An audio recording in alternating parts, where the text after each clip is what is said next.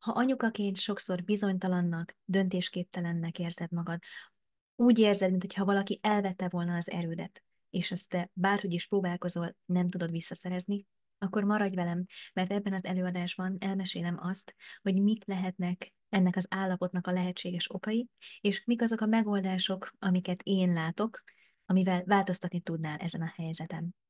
Szia! Enikő vagyok, Mindfulness Coach, Theta Healing konzulens, a generációs sématörés módszerének megalkotója.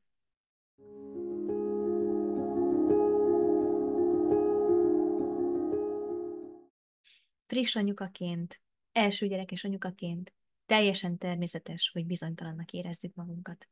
Olyan új élethelyzetben vagyunk, amit még soha nem tapasztaltunk, olyan kihívásokkal, olyan helyzetekkel találjuk meg magunkat szemben, ahol döntéseket kell hoznunk folyamatosan. Ráadásul úgy kell döntéseket hoznunk folyamatosan, hogy a kompetenciaérzésünk és az, hogy mennyire mozgunk magabiztosan ebben a szerepünkben, még épp hogy csak kialakulóban. Ezért teljesen természetes, hogy eleinte ez ilyen. A gond akkor van szerintem, hogyha az idő múltával ez az érzés nem változik bennünk. Eltelik néhány hónap, esetleg néhány év, és mi ugyanúgy azt érezzük, hogy a korábbi önmagunknak csak az árnyékai vagyunk. Azt érezzük, hogy ami korábban szemrebbenés nélkül ment, célokat kitűzni, azokat elérni, a kihívásokat megoldani, megugrani az életünkben nehezebbnek tűnő helyzeteket, az az érzés, hogy magabiztos vagyok és kompetens vagyok az életemben, és hogy igazából bármi történik, én azt képes vagyok valamilyen módon kezelni. Tehát korábban ezt érezhetted, és most olyan, mintha bekerültél volna egy gödörbe, ahonnan nem tudod, hogy hogy van kiút, melyik irányba is indulj el, mert ez az állapot, amiben vagy, nagyon nem természetes, nagyon nem kényelmes, és nagyon nem önazonos veled egyébként. Ebben az esetben gondolom azt, hogy érdemes foglalkozni azzal, hogy hogyan is kerültél te ebbe a helyzetbe. Sokan ilyenkor ugyanis azt gondolják, hogy az anyaság az, tehát az anyaság szerepének a megjelenése az életükben az, ami őket ebbe a gödörbe beletette. Ugyanakkor én a legtöbb ügyfelem és a saját életemben is azt tapasztalom, tehát a legtöbb ügyfelem esetében és a saját életemben is azt tapasztalom, hogy ezek a, ezek a megélések, ez a gyengeségérzés, ez az inkompetencia érzés, ez korábban is megvolt bennem, csak éppen olyan jó, és értsd úgy, hogy jó működési mechanizmusokat alakítottam ki az életemben, amivel tudtam kompenzálni ezeket a megéléseimet. Ráadásul, mielőtt édesanyja lettem, nem voltak ennyire intenzívek ezek a megélések. Volt időm gondolkodni rajta, volt időm kitalálni olyan megoldásokat, amikről azt éreztem, hogy igen, ez én vagyok, igen, ettől erősnek érzem magam, stb. Az anyaság viszont annyira intenzív megélés, annyira tömény, annyira sűrű, hogy nincs idő igazából gondolkodni, ilyenkor jönnek be reflexzerűen azok a reakcióink, amik valahol nagyon mélyen a mieink. Mindenképpen érdemes azzal dolgoznod, foglalkoznod, hogy vajon honnan ered, speciálisan a te esetedben ez az egész. Mire gondolok itt? Mindenképpen azzal kezdeném a helyedben, hogyha adhatok egy ilyen, vagy rávilágíthatok egy ilyen kis egyszerű metódusra. Végig gondolnám, hogy logikusan, reálisan van-e oka annak, hogy így érzem magam. Történt-e mondjuk olyan a saját gyermekemmel, ahol egy döntés rossz döntésnek bizonyult, és emiatt mondjuk a gyermekem sérült. Vagy történt-e olyan a ti közös életetekben, hogy mondjuk kórházba került a gyermeked, és kialakult egy olyan helyzet, amiben megint csak természetszerűleg, egyrészt amire természetszerűleg nincs ráhatásod, másrészt egy olyan terület, amiben nem is vagy kompetens, mert mondjuk olyan problémába ütközött a gyermeked egészségügyileg, amiben te nem tudtál már neki segíteni, és ez elhitette veled, hogy akkor egyébként semmilyen más szinten nem tudsz segíteni a gyermekednek, nem tudsz döntéseket hozni. Ezek ilyen kiragadott példák, nyilván a te életed, te tudod, hogy történt-e benne ilyesmi. Ha igen, akkor mindenképpen érdemes ezzel a megéléssel dolgozni, mert biztos, hogy kihatással van a jelenedre. Ugyanakkor nagyon sok esetben tapasztalom azt, hogy nincsen reális oka, nincsen logikusan visszavezethető oka annak az érzéscsomagnak, amiben benne vagy. Akkor mi lehet mégis az oka? Hiszen valami oka csak van. Nem lehet csak az, hogy csak úgy egyszer csak így lett valahonnan. Mindenképp meg kell keresni, hogy mi lehet. Hogy miből gyökerezhet. A következő lépés, hogyha reálisan nincsen neked ilyen ok, amit te látnál, az, és itt már érdemes egyébként szakember segítségét igénybe venni, az az, hogy gyermekkori megéléseket próbálunk keresni. Volt-e olyan megélés egy gyermekkorban, amikor ellehetetlenítették, vagy inkább azt mondom, hogy elbagatelizálták a te véleményedet, hagytak-e egyáltalán mondjuk a szüleid döntést hozni, bármilyen pici vagy nagy döntés legyen, és az nyilvánvalóan egészséges szempontból az életkornak megfelelő döntésekről beszélünk, hagytak-e ilyen helyzetekben mondjuk téged kibontakozni? Meghallgatták-e a véleményedet? Számított-e a véleményed? Segítettek-e kifejezni azt, ami benned van, akár az érzéseidet, akár a gondolataidat?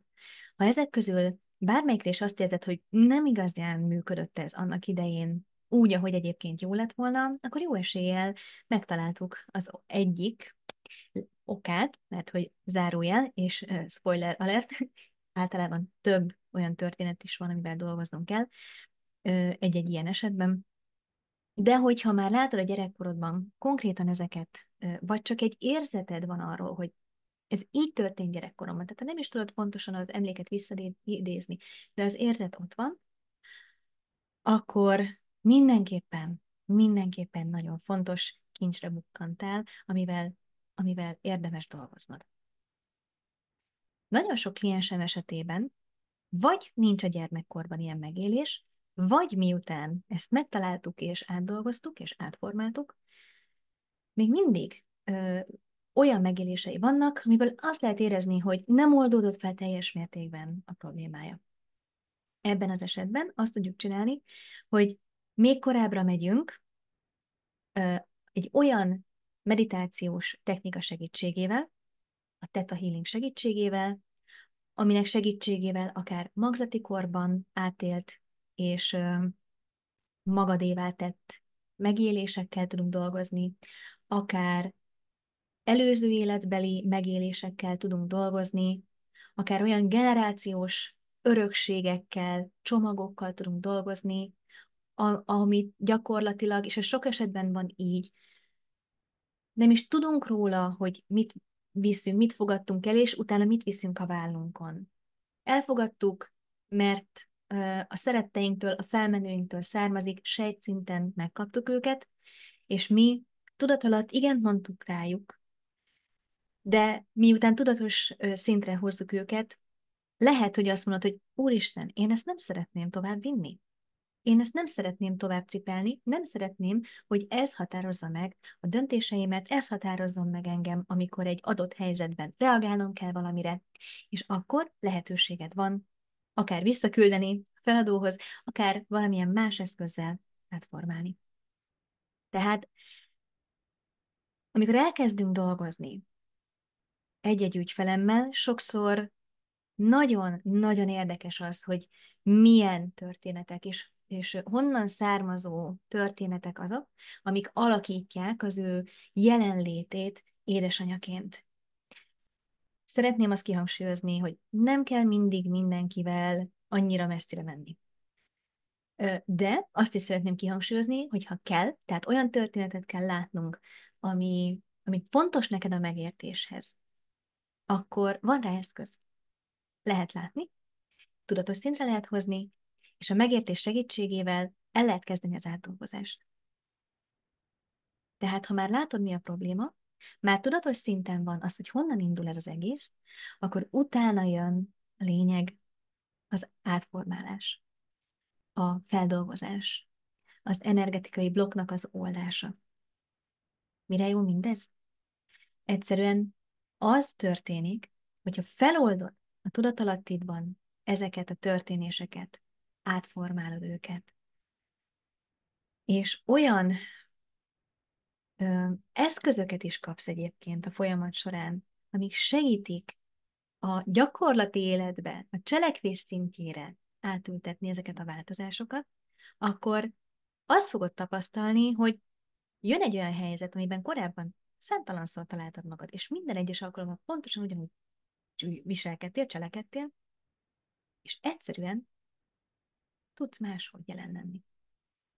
Azt fogod észrevenni, hogy már nem az az automatikus cselekvés, nem az az automatikus jelenlét, nem az az automatikus sztori fut végig benned, ami eddig minden egyes alkalommal történt. És ami még a szépsége ennek az egésznek, hogy bár az anyaságodon keresztül kezdesz el dolgozni ezekkel az elakadásaiddal, az, hogy dolgozol ezekkel az elakadásaiddal, az életed minden egyes területére hatással lesznek, nem csak az anyaságodra. Remélem az elmúlt pár percben sikerült rávilágítanom arra, hogy milyen összetett is az, ahogy mi emberi lényként, spirituális lényként működünk, és remélem, hogy a hitet is kicsit sikerült átadnom arra vonatkozóan, hogy bármilyen mi is legyen az a gödör, amiben te most vagy, bármennyire is megoldhatatlannak tűnnek azok a helyzetek, amikben időről időre találod magad, igenis van rá megoldás, van rá neked is lehetőséged, hogy ebből a gödörből kimász, hogy ezeken a történeteken változtatni tudj, hogy a reakcióidon, a bentfutó párbeszéden, vagy éppen monológon ki éppen hogy éli meg ezt a történetet, változtatni tudj. A legnagyobb szeretettel ajánlok ehhez szakemberi segítséget, mert ezzel meg lehet sokszorozni egy folyamat hatékonyságát, az idő faktor is ugye egy fontos tényező, főleg akkor, hogyha anyukák vagyunk, és hát a gyerekünkön látjuk ugye általában az idő múlásának gyorsaságát, de igazából az a helyzet, hogy vannak olyan részei ennek a történetnek, amit egyedül, csupán azért, mert nincsen olyan eszközünk rá, vagy eszközödre, szinte lehetetlen átdolgoznod. Úgyhogy kérlek, légy nyitott, nézd ilyen szemmel az életedet is, hogy mi az, amin úgy igazából változtatni szeretnél, mi az, amire rálátásod van, hogy oka lehet, és mi az, amire már nincsen, de úgy érzed, hogy még lehet ott valami, és merd meghozni azt a döntést, hogy elkezdesz vele dolgozni, mert csak profitálhatsz belőle, és nem csak te, hanem a gyermeked is, és az egész családod is, és ahogy említettem, ugye az összes életterületeden érezni fogod majd a változásokat.